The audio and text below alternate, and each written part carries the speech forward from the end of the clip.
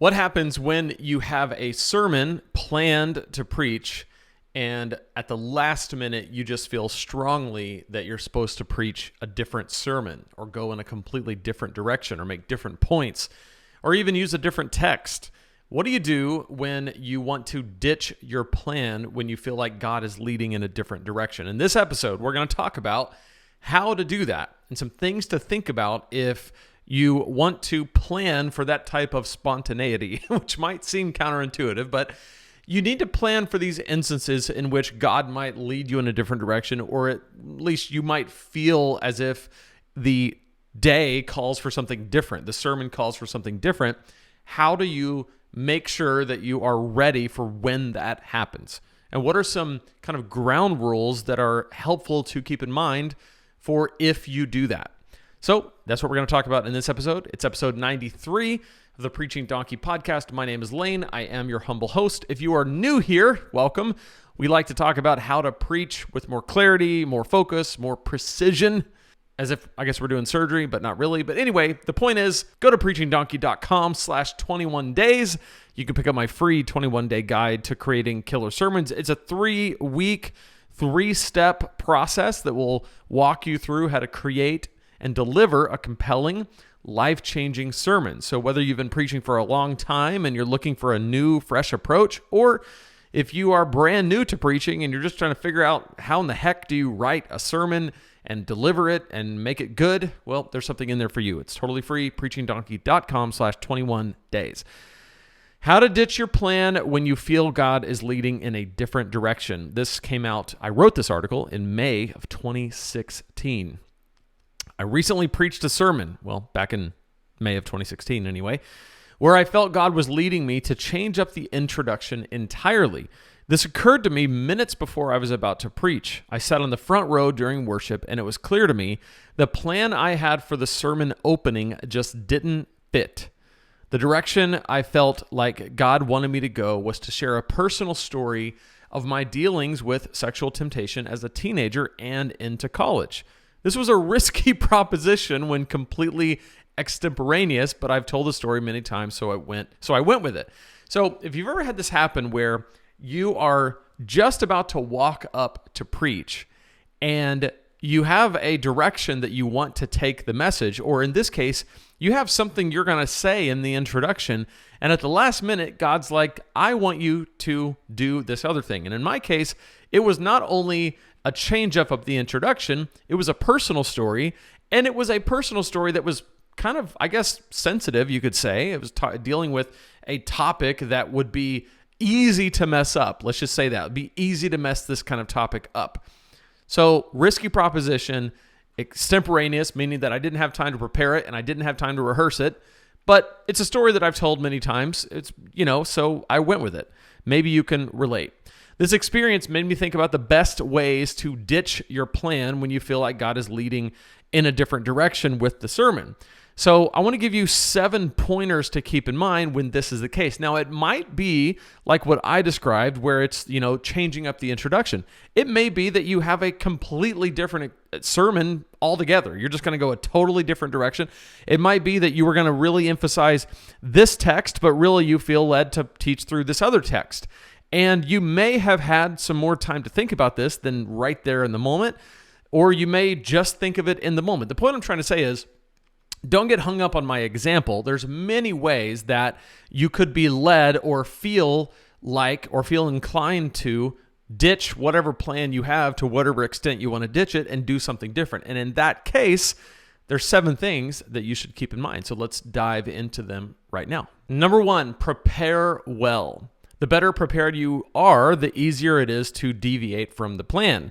You won't be wondering how the sermon wraps itself up. You've prepared well enough to know. For more in-depth help on how to prepare well for every sermon, check out this channel, my book, the courses, preachingdonkey.com/courses.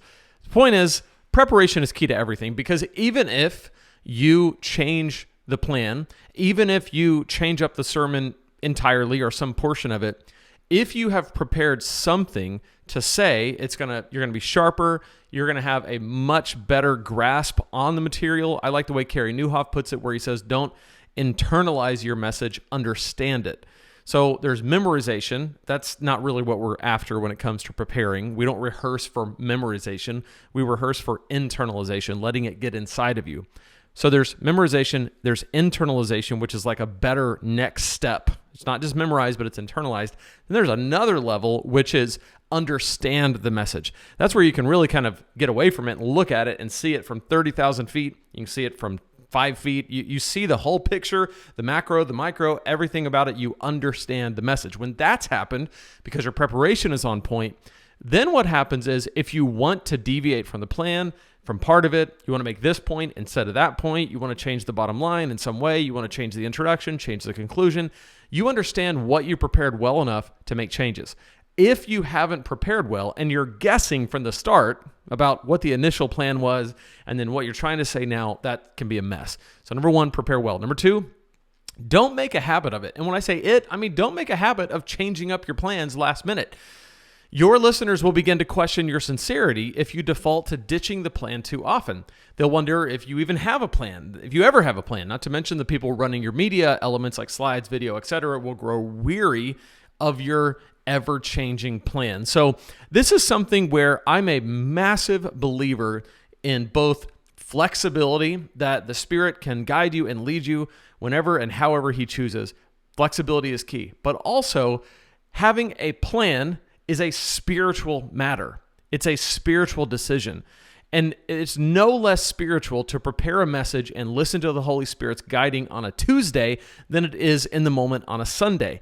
So don't make a habit of changing your plan, because it will just start to seem, and probably in actuality be, like you're just kind of winging it, and you don't want that. Number three, avoid announcing your change of plans to the church. This happened as a near constant in the churches I grew up in. The pastor would get up and say, well, I had a message prepared today, but I feel God is leading me to speak on something entirely different. So instead of Romans, turn to 1 Kings. This kind of warning can make people expect the sermon to be bad because it's off the cuff. If they're expecting the sermon to be bad, it will probably be in their minds. Sometimes it's unavoidable to mention if you provided message notes and your sermon is different, but to the extent that you can avoid bringing it to their attention, I would. So when I was growing up, it seemed like 1 out of every 3 messages was, I was going to preach on whatever today, but this morning I just decided the Lord's given me a different one.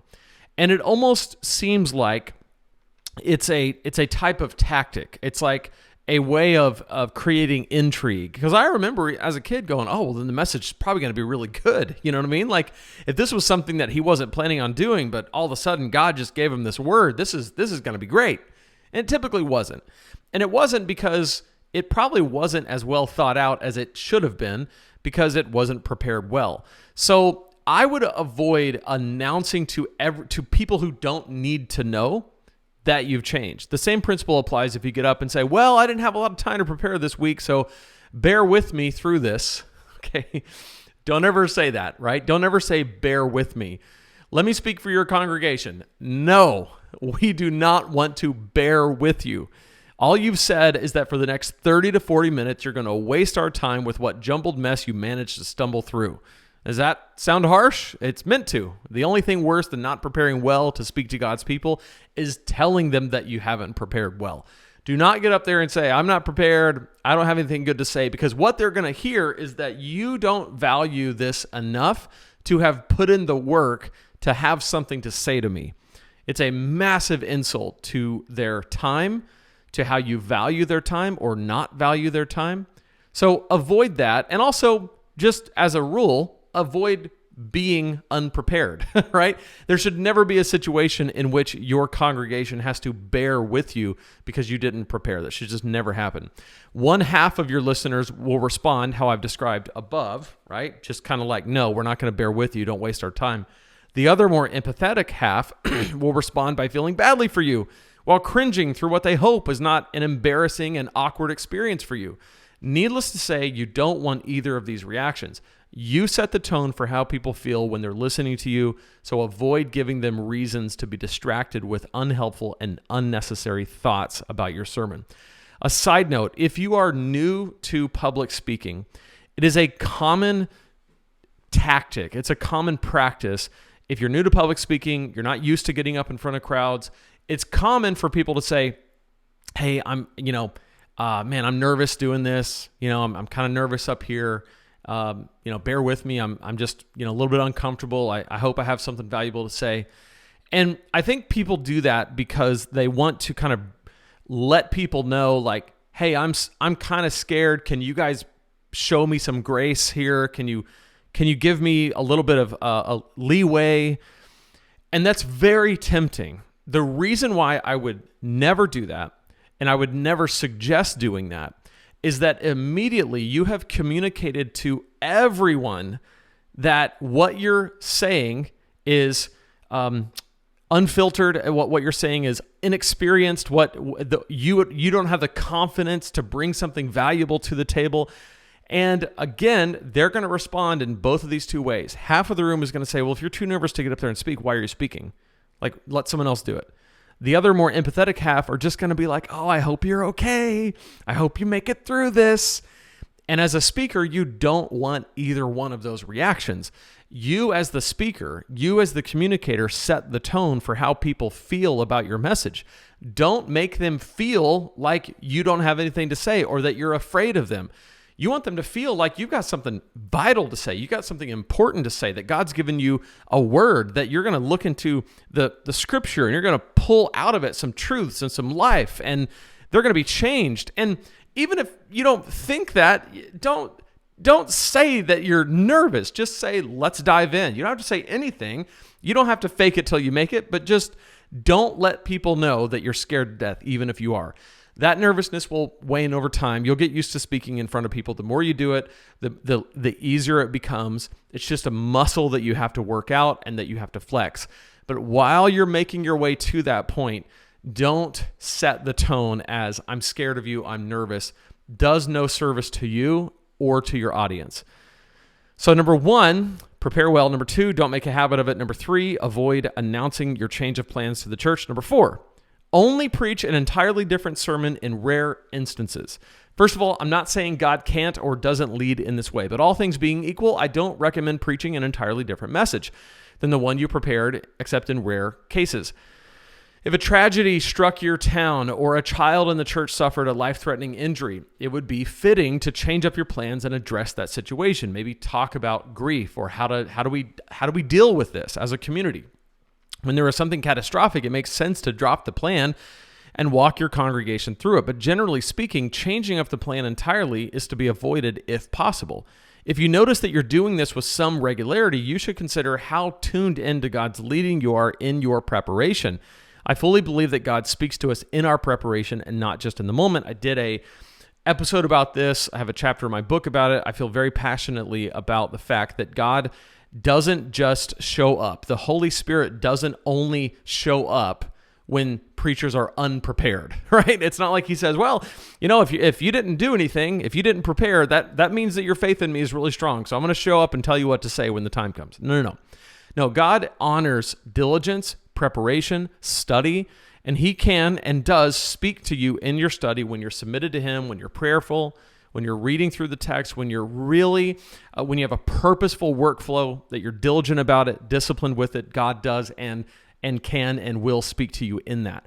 So if you're always changing up the sermon last minute, it might be an indication that your preparation is flawed in some way. It's broken. You need to go back and see what's fumbled in my process that's causing me to always show up and think that all of a sudden I got to change things up. I wouldn't make a habit of it. Number 5, if you know in advance, let the right people know. Let your worship leader know, the people who advance your slides, anyone involved in following up or prayer afterwards. Make sure the right people have warning if you can give it to them. So the last thing you want to do is be, last minute and none of your slides are relevant anymore. The handout's not relevant. If you have time to let people know who manage these things at your church, then give them as much advanced warning as possible. So you don't announce it to the whole church because it's a need-to-know basis and they don't need to know, but you want to let the people know who are in the know that have to know. That makes sense. Number 6, preach as if it's what you prepared all along. If you only change up parts of your sermon, but the main points are the same, you will likely be the only one who knows. No one knows what's on your personal preaching notes but you anyway. So if you change up the plan, it could go unnoticed to your audience unless you tell them. And again, this is something that I typically do. I like the way Andy Stanley says it. He says, no one knows what's on my sermon except for me. So if I change it, it's just the sermon now, And I agree with that. Nobody's looking at what you're looking at. Nobody knows the process that you went through in study as intimately as you do. So if you change up your introduction to a personal story instead of whatever you planned, okay, fine. Nobody, you don't need to get up and say, I was going to say something else, but now I'm going to say this. It's unnecessary. It's a misuse of their attention, which is fleeting anyway. So jump right into it. Don't announce that you're doing something different. They don't need to know. It doesn't matter. Number 7, pray. I only recommend changing up the plan if you really strongly feel God is leading in a different direction. You must be in prayer during this process to know exactly where you should take the sermon. So all of it together is preparation is the key. Number 1, prepare well. Number 2, don't make a habit of this. Number 3, avoid announcing the change to your church if you don't have to. Number 4, only preach an entirely different sermon in rare instances. If you know in advance, let the right people know and preach as if it's what you prepared all along. Don't try to stumble your way through it, and don't give yourself a pass and try to say, I don't really know what I'm saying next because I just changed this up. None of that. Preach as if it's what you prepared all along, and then pray. Obviously, this needs to be a prayerful process. If you're going to change it up and ditch your plan, you need to pray through it. Be sure to go to preachingdonkey.com/21 days. Pick up your free guide to preaching killer sermons. It will help you to prepare well so that if you have to change up your plan, you'll know exactly what to do. See you in the next episode. If God can speak through a donkey, he can speak through you, and he can speak through me. We'll see you next time here at the Preaching Donkey Podcast.